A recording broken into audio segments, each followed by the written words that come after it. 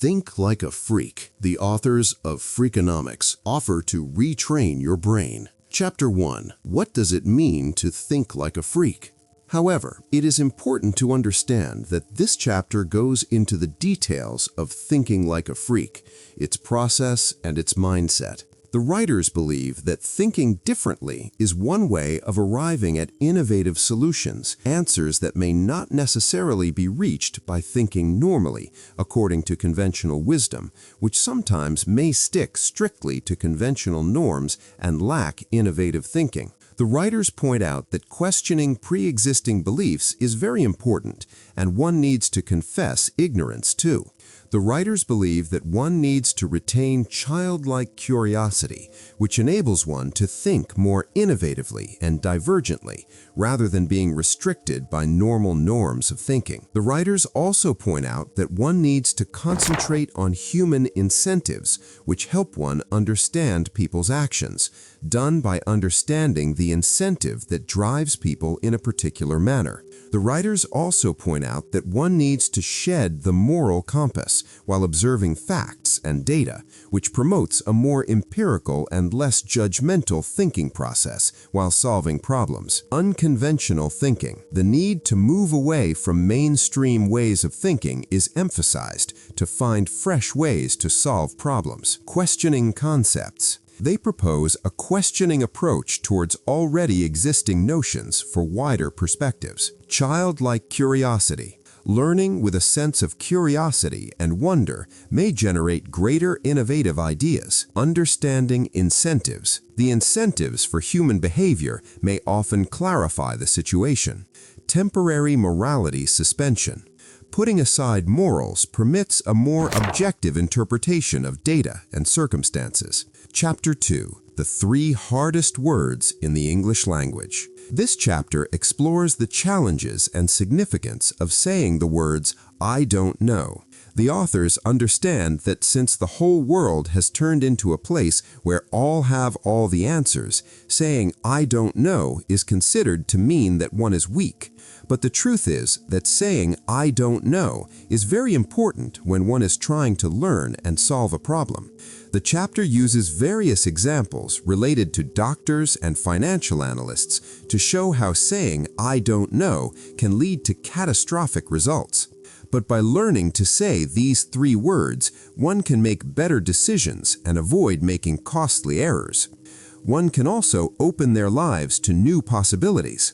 The authors point out that for someone to say, "I don't know," there are many psychological challenges that come into play. Some of the challenges include the fear that saying "I don't know" might reduce one's authority.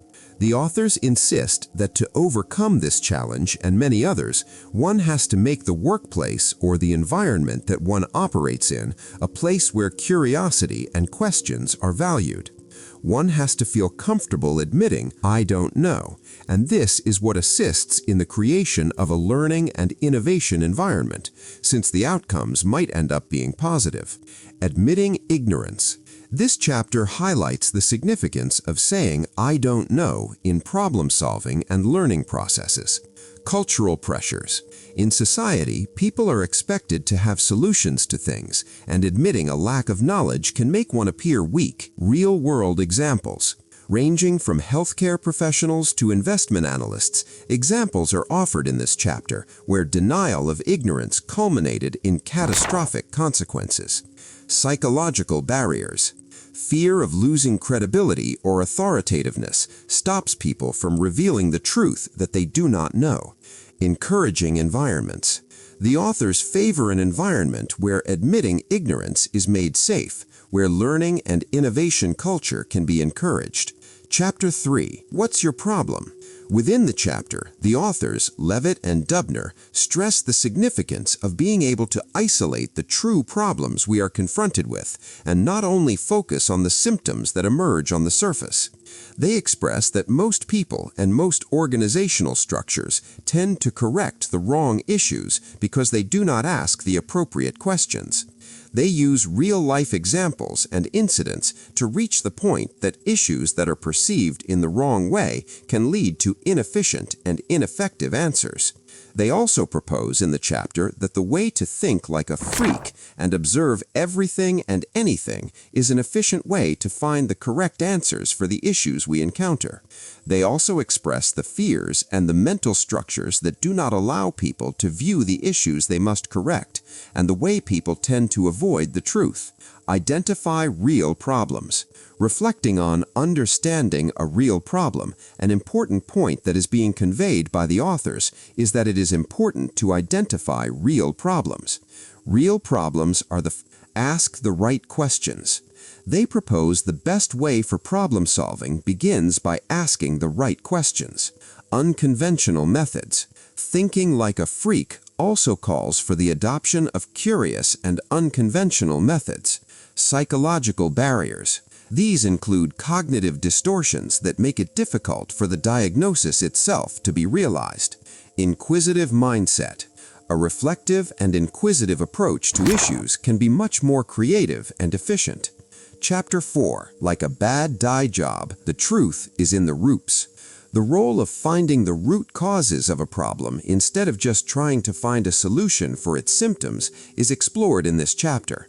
The authors point out that finding a solution for the symptoms is nothing more than just a temporary solution. By looking at many examples based on different topics, it has been illustrated how looking at the root cause can sometimes present many unexpected truths that defy common knowledge. A very specific example based on a case study regarding the efficiency of car seats for children has explored how taking a closer look at the statistics available has provided many unexpected truths that defy common knowledge. The authors point out that by adopting a more curious and doubting mindset, people can begin to look at the root causes instead and come up with more innovative solutions for the problems that they face. Superficial solutions. These do not solve problems and rather provide superficial relief. Root causes. These are the principal reasons that cause issues to become visible. These factors may very well be the reasons that cause issues to become visible. Case study. Uncovering car seat effectiveness. Surprising facts unfolded. Mindset of curiosity. Encouraging questioning of assumptions and deeper investigation. Mindset of innovative solutions. More effective and long-term solutions based on an understanding of the roots. Chapter 5. Think like a child. This chapter's theme stresses that one should learn to apply a child's way of thinking to solve problems. A child's mind is wide open, and they are not limited by strict fixed ways of thinking.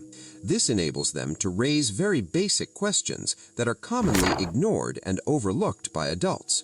This chapter also explores how children are naturally curious and don't mind asking curious questions that seem so obvious, and they are also not bothered to look foolish if they don't know something. Such childlike thinking can help remove unwanted complexities and get to the root cause of any problem. Numerous examples are also quoted in this chapter to demonstrate how this type of childlike thinking can help achieve innovative solutions to various problems. This chapter also highlights how playfulness and childlike creativity can help entrepreneurs be really innovative, and how adults can apply this type of thinking to their lives again to achieve better communication, problem solving, and a more enjoyable way of tackling both personal and professional life's challenges. Curiosity and openness. The curious and open nature of children's minds make them explore without any presupposed boundaries or limitations. Essential questions. Children also ask essential questions that adults may overlook, which may remove unnecessary complexities. Fearlessness. Children are less afraid of seeming stupid, which allows them to pose simple yet vital questions. Playfulness and creativity. In this chapter, the way in which playfulness in children promotes creativity and how adults can tap into the power of creativity are discussed. Honesty in communication. Adopting the childlike perspective may promote candid and direct communication. This could have positive impacts in the area of problem solving. Chapter 6. like giving candy to a baby. This chapter introduces the subject of incentives and how they interact with human behavior. The authors describe the notion that humans behave in response to incentives in ways that can sometimes be completely unpredictable. Through the use of several examples, it becomes clear how incentives can be harnessed in order to produce the desired result. It seems that in order to successfully use incentives, it is necessary to have a clear understanding of the motivations of the individual. The key example given is one involving children and candy, demonstrating how a simple reward can have a profound effect. It seems that in terms of problem solving, it is essential to think in unorthodox and creative terms. This could also serve as a warning about the dangers of incentives, which can sometimes have unintended consequences. It seems that in order to revise one's approach to problem solving, it is necessary to recognize the sometimes hidden motivations of human behavior. Incentives motivate behavior. This chapter asserts that the main motive or way to encourage people's behavior is by the use of incentives, not directly apparent. In many instances, humans act upon incentives that are easily predictable. Real-world example. The authors include real-life examples to show how incentives can well be employed. The ability to understand motivations. To create effective incentive systems, one needs to have the understanding of what actually motivates people. Creative problem solving. This chapter encourages the habit of out-of-the-box thinking to come up with solutions to problems. Chapter 7. What do King Solomon and David Lee Roth have in common? In this chapter, I will use the fascinating link between the wisdom of King Solomon and the unorthodox methods employed by rock star David Lee Roth to show how a crucial aspect of effective problem solving applies: finding hidden information. The authors first introduce the famous biblical instance involving King Solomon and two women who both asserted to be the mother of the same child. The wise Solomon proposed splitting the baby in two, which would identify which one of the two women is actually the mother, thereby demonstrating Solomon's mastery at soliciting hidden information through a remarkably straightforward approach. In a similar fashion, the two authors go on to explain how David Lee Roth employed a seemingly minor contract provision concerning removing brown M&Ms from the backstage area to determine whether contract-complying party has thoroughly reviewed and complied with the complex technical specifications required by the musical team. Both Solomon and Lee Roth employed resourceful and unorthodox approaches to derive additional insights and ensure adherence to their respective needs in ways that are less adversarial and less resource-intensive. The chapter makes a powerful and motivated presentation on how thinking like a freak applies to a variety of problem-solving scenarios. King Solomon's wisdom. The anecdote of King Solomon resolving the case of the real mother of the child shows how clever techniques can be used to uncover concealed information. David Lee Roth's M&M clause. David Lee Roth added a certain clause to the contract related to the fact that the technical details were sufficiently read by the venue.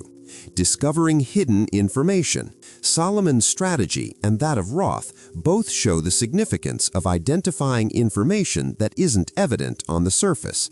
Creative problem solving. The importance of unorthodox approaches for effective problem solving is emphasized in this chapter. Thinking like a freak. Relying on indirect techniques for insight application that has been observed in the cases of both Solomon and Roth. Chapter 9. How to persuade people who don't want to be persuaded. In relation to, under the title, Think Like a Freak, the authors examine the art of persuasion, particularly when persuasion has to occur in resistant individuals. The authors identify that the conventional way of persuasion has little effect on the beliefs that a person holds, since the conventional way does not focus on the underlying reasons for which a person sustains his or her belief. The authors recommend that being open to the viewpoint of the other person and looking for common ground is a much better way to persuade the other person. One very effective method of persuasion is to ask a question rather than make a statement. This might make the person open to the discussion and not resistant to the conversation. The authors also recommend that one ought to start admitting his or her doubts and say, "I don't know," which might make the persuader credible and trusting. The authors also make the point that the art of storytelling has immense capability to make ideas very attractive to persons. Then, the authors discuss the idea of loss aversion, whereby the persuader might make the other person see the losses and not the gains. Perspective awareness. To find common ground, you must comprehend why people value the beliefs they do. Ask questions. Instead of stating, asking questions can open up dialogue and avoid sounding defensive. Admit uncertainties. Saying, "I don't know," can improve one's credibility and trustworthiness. Power of storytelling. An effective power of storytelling, relatable stories can often make complex concepts more understandable.